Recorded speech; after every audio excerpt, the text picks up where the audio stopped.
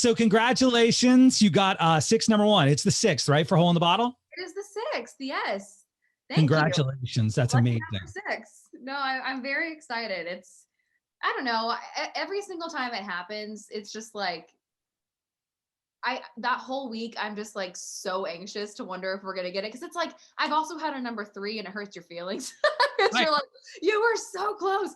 But to be able to ring the bell, I get stoked for obviously myself cause I'm a writer on the song, but I get stoked for my label. I get stoked for my team. I get stoked for all the other writers. There's a writer on this song. Her name's Steph Jones. She's one of my really good friends. It was her first ever number one. So it's like, it really is a ripple effect. And it's especially after such a hard year where a lot of the elements of a artist's career are kind of paused. It felt like a really needed victory. So thank you for saying that. Of course. Do you find that look, here's what I imagine, and maybe people watching this or listening to this don't know the behind the scenes stuff. You're right. There's so many people that are involved with it and it takes a team to kind of help those songs get noticed and get out there. But do you find yourself still looking at the charts like every week and going, oh man, we went up one spot. I thought we were going to go up two spots. Cause like I'm picturing that for Dibs, right? But now this is your sixth number one. Do you still do that? Is that still part of it? Or are you a little bit more relaxed about it? I do. I just care a lot. I really do. And I'm also very driven, probably to a fault sometimes. So I'm going to tell you a story. Okay. So I was in Girl Scouts when I was younger. And we had this graduation ceremony to go from being a brownie to being a junior. And in this ceremony, my troop leader gave everyone a word that she said, like, this is the word that I've seen you grow into. It kind of covers you and your characteristics. And this is the word that you'll continue to grow into. So other girls got like smart or like charismatic or empathetic. Mine was informative. I was the informative brownie. So it's really rang true. I like to know all the things, every little detail. So yeah, I'm a chart watcher. Yeah. We call it receipts, right? You're about the receipts. You got all the info. Receipts. Yes, totally. So I was stalking your Instagram the other day and I noticed two things that I wanted to bring up. One, it looks like you're traveling a lot. Are you still out traveling? Are you on like a vacation right now? Or are you guys just getting to work? Home. No, I'm home. I went to LA to do something which is insane, which is coming out soon. That just happened all of a sudden. So we got stuck out there because of the snow in Nashville. So that wasn't actually a vacation. We just got stuck. And then I'm working on this project that's really requiring me to be like very religious about being working. So I rented this cabin and me and the dog just drove up and I was there for a couple of days. So yeah, I'm just kind of trying to make things happen and explore a little bit, even though we're still, in sure. Absolutely. The other thing I want to bring up is what I think is you made a post about how you had some like a writer's block kind of thing and you have to step away. Yeah. And then the next post was this poem.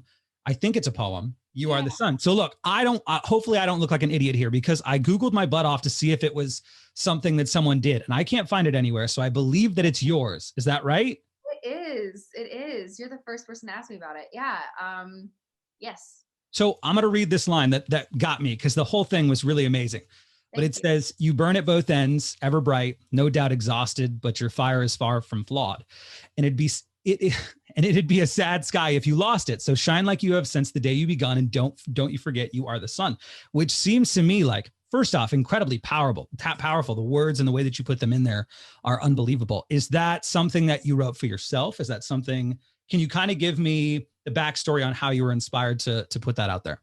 Yeah. I mean, I've been writing a lot of things that have just kind of not turned into songs. And that was one of them. It's just sometimes I need to just express myself and how I'm feeling. And I don't have a guitar around or it's just not where I'm at. So that was one of those. And yeah, it was for me, but it's also, I feel like everyone I know this last year has just gone through it, like mentally, physically, financially, like there's just been a lot of turmoil. And I think that we're away from people that we love and we're feeling disconnected. And I think it's starting to remedy itself, thank God. But to me, writing that was just saying like, it's very dark right now, and it is easy to feel like you are part of that, and you're not. Like, by existing and by choosing to show up in whatever way you can,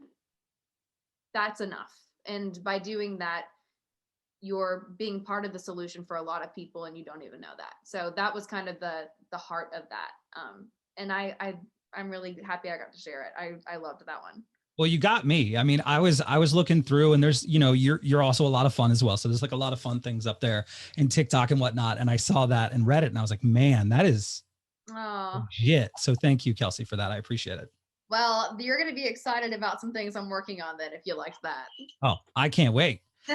You brought up something in that conversation that I want to kind of go back to. And you said it's, you know, one of those songs that for whatever reason, they don't really get released and they're not part of any projects. And you did I think it was like a live stream thing. And someone asked you about Kane Brown. And you said that you had recorded a song with Kane Brown. And you said, I don't know if that song will ever see the light of day. So I wonder, my question as just a fan of country music and of you, what happens to those songs? Why don't they make the cut? Like, do they go into a vault someday and maybe they'll be released? Like, what happens? It's kind of sad, isn't it? You're like, there's just like a skeleton yard of all these songs. Well, I want to hear it, you know? I know. And, you know, I think for so long, I was under the mindset of kind of the old school mentality of like, you put out a record every 2 years, it's 12 songs, you get 3 singles if you're lucky, 4 if you're a guy.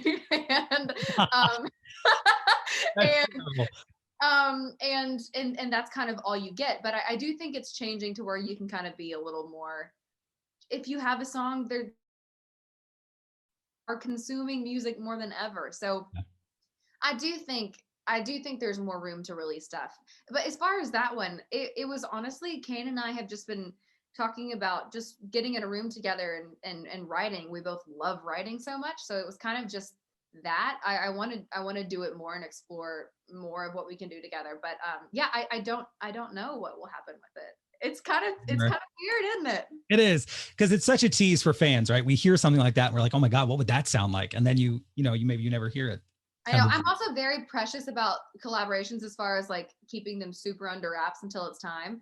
So now if we ever decide to release that, I'm going to have to like backtrack and then be like, surprise.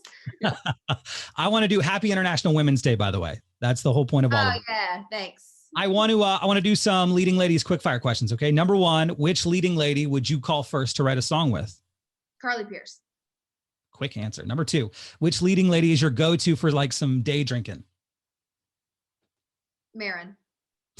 Number 3, your favorite leading lady concert or performance that you've ever witnessed as a fan? Shania. You are killing this. Number 4, which leading lady deserves more spotlight right now than she's getting? Oh, okay. Great question. Let me think of this. Let me be correct here. There's a lot, obviously. There's a lot. Okay, so there's a new artist. Her name's Tiara. She is on a publishing company called Songs and Daughters that is run by Nicole Gallion, who is a collaborator of mine, a wonderful woman.